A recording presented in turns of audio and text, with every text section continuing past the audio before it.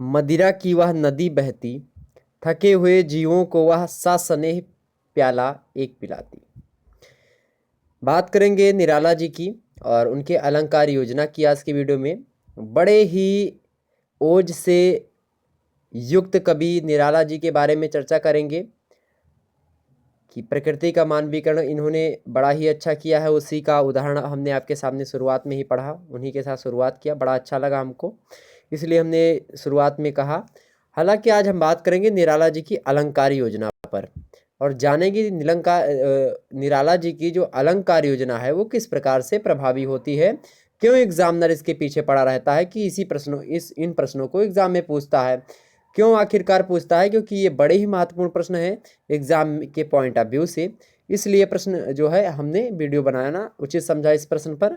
तो आपके सामने लेकर के हाजिर हूँ मित्रों। वीडियो अगर पसंद आती है तो प्लीज़ लाइक करें, चैनल को सब्सक्राइब करें और आप लोग शेयर करिएगा वीडियोस को, ताकि और सारे लोग जुड़ सकें। हमारे भाई बंधु जो हिंदी साहित्य की तैयारी कर रहे हैं, हिंदी साहित्य से आगे जो है अपना भविष्य बनाना चाहते हैं, हिंदी साहित्य को अपना पसंदीदा विषय बनाना चाहते हैं किसी सब्जेक्ट में, यानी जो है यूपीएससी की मैं बात करूं तो यूपीएससी में पसंदीदा सब्जेक्ट अगर आप हिंदी को बनाना चाहते हैं तो आप जुड़े रहेगा। मैं इस पे जो है पूरा का पूरा एक दिन आएगा ऐसा कि हम इस पे अच्छे खासे तरीके से उसका पूरा कोर्स लॉन्च करेंगे बिल्कुल फ्री में।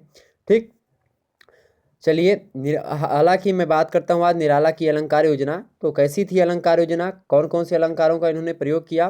ठीक है, बीए द्वितीय वर्ष के लिए बड़े ही महत्वपूर्ण है निराला जी हिंदी साहित्य पेपर 1 के बारे में।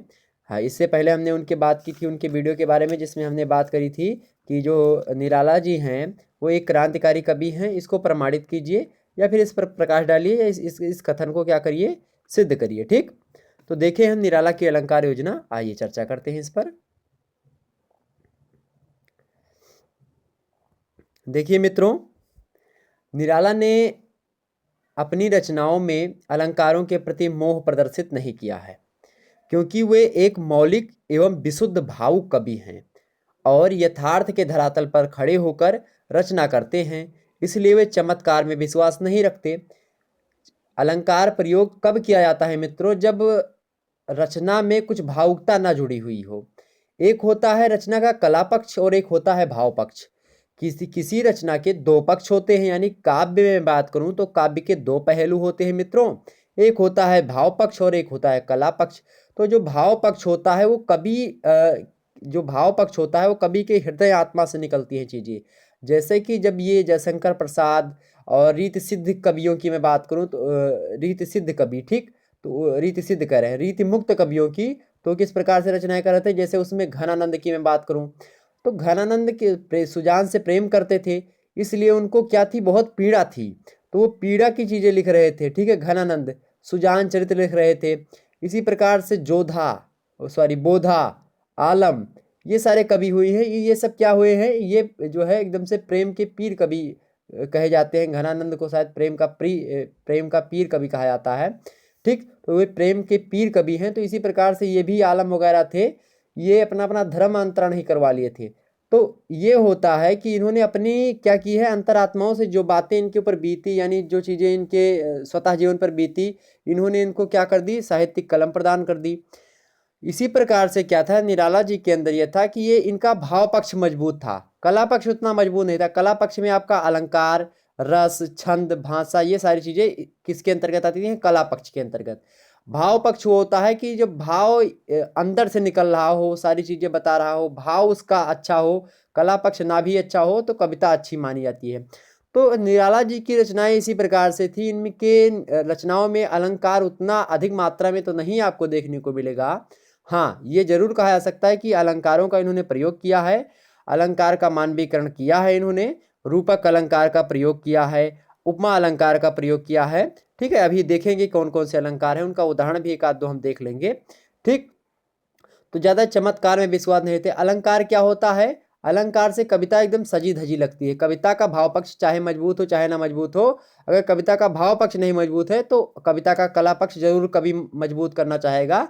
उसमें बड़े बड़े शब्दों का प्रयोग करेगा, अलंकृत शब्दों का प्रयोग करेगा, रस अच्छे तरीके से उसमें ठूंस देगा एकदम से कि हाँ, उससे ही कविता में थोड़ा चमत्कार आ जाए।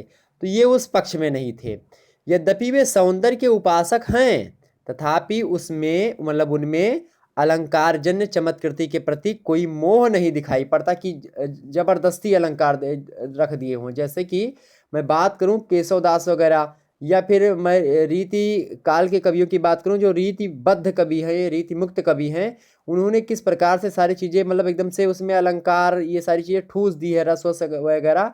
छंद की मैं बात करूँ तो एकदम से हर एक छंद के बाद बरवय, छप्पय, ठीक है, इसी प्रकार से घनाक्षरी, ठीक, बरवय, मतलब इस प्रकार से तमाम सारे छंद, दोहा, चौपाई, इस तरीके से छंद आते रहते हैं, लगातार छंद है छंद, मतलब आपको ये पता नहीं चलेगा कि इसमें छंद कौन सा एक एक छंद का प्रयोग किया गया है, बहुत सारे छंद आ जाते हैं, ठीक। तो इसमें इनको मोह नहीं है। हालांकि जब उसका जो चीज़ें आई है, जैसे कि एक स्त्री की मैं बात करूं तो उसके लिए जैसे गहना होता है, वैसे एक कविता के लिए लेकिन क्या एक स्त्री हमेशा गहने में अच्छी लगेगी? मान लो उसको बर्तन वगैरह धुलना हो या फिर खाना बनाना हो तो एकदम से सज धज के खाना बनाती हैं? नहीं बनाती हैं।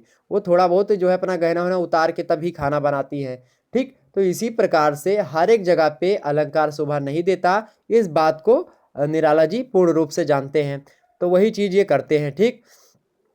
इनकी रचनाओं में एक जो है बात करें तो कहा गया है जो है कि अलंकरोति इति अलंकाराः, जो विभूषित करे वही क्या है? अलंकार है। मैं अलंकार टॉपिक पढ़ाऊंगा तो उसमें क्लियर कर दूंगा।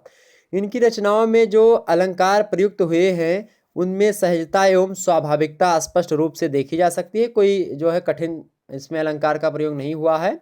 उन्होंने सादृश्य मूलक अलंकारों का प्रयोग अधिक किया है, जैसे कि अनुप्रास हो गया, रूपक है, उपमा है, अनियोक्ति, संदेह, ये सारे अलंकार हैं जो कि कॉमन से अलंकार हैं, सभी लोग इसको जानते हैं।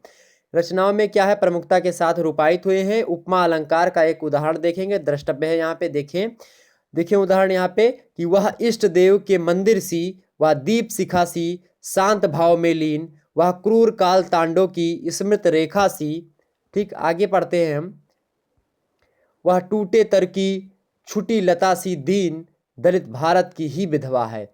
तो ये समाज के जो है जो समस्या होती है उसको प्रदर्शित करते हुए सारी बातें कहते हैं। इसमें इन्होंने उपमा अलंकार का प्रयोग किया है, उपमा करी है। आगे इसी प्रकार से एक रूपक अलंकार का उदाहरण देखा जा सकता है इनका। इसमें इन्होंने कहा, भारत जय विजय करे, कनक सस्य कमल धरे, लेकर पद तल सत दल, गतिर तोर मिज सागर जल, अस्तव कर बहु अर्थ भरे, ठीक। इसमें आपका कौन सा अलंकार है? रूपक अलंकार है, ठीक। इसमें रूपक अलंकार है, एक रूप से दूसरे रूप जो है जब उपमा करी जाती है, या फिर उसमें जो है एक रूप से जैसे चरण कमल बंदो हरिराई, तो इस प्रकार से होता है। अलंकार पढ़ाऊंगा तो उसमें सारे टॉपिक क्लियर हो जाएंगे, कौन सा रूपक है, कौन सा उपमा है, क्या क्या विशेषताएं होती हैं इनकी। एक दिन पढ़ाऊंगा मैं अलंकार का टॉपिक, बोर्ड पे अच्छे तरीके से पढ़ाऊंगा, ठीक है, सारे अलंकार को पढ़ाऊंगा। और देखें इनके आगे आप लिख सकते हैं कि निराला का जो प्रिय अलंकार है निराला का प्रिय अलंकार मानवीकरण अलंकार है। वस्तुतः मानवीकरण पूरे छायावाद की एक महत्वपूर्ण विशेषता है। प्रसाद से लेकर उत्तर छायावाद के अन्य कवियों ने इसका प्रयोग अपनी कविताओं में किया है। मतलब कि अगर बात करें मानवीकरण अलंकार का, तो मानवीकरण अलंकार छायावाद में अधिकतर कवियों ने किया है, ठीक है। प्रसाद, पंत, निराला, महादेव वर्मा, इन्होंने सभी ने जो है अच्छे तरीके से किया है इस अलंकार का प्रयोग। किसका? मानवीकरण का अलंकार का। निराला ने बादल का मानवीकरण करते हुए उसे विपल्लव के वीर के रूप में कहा है। आइए देखते हैं उदाहरण इसका।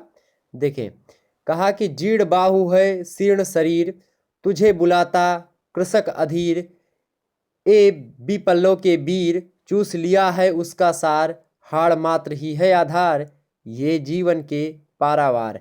इस प्रकार कह सकते हैं कि निराला की अलंकार योजना कैसी है? एकदम से उच्च कोटि की है। तो अलंकार योजना में कमी नहीं दिखती है। हाँ, जबरदस्ती भी इन्होंने नहीं की है, अलंकार को जबरदस्ती लाने का प्रयास बिल्कुल नहीं करा है।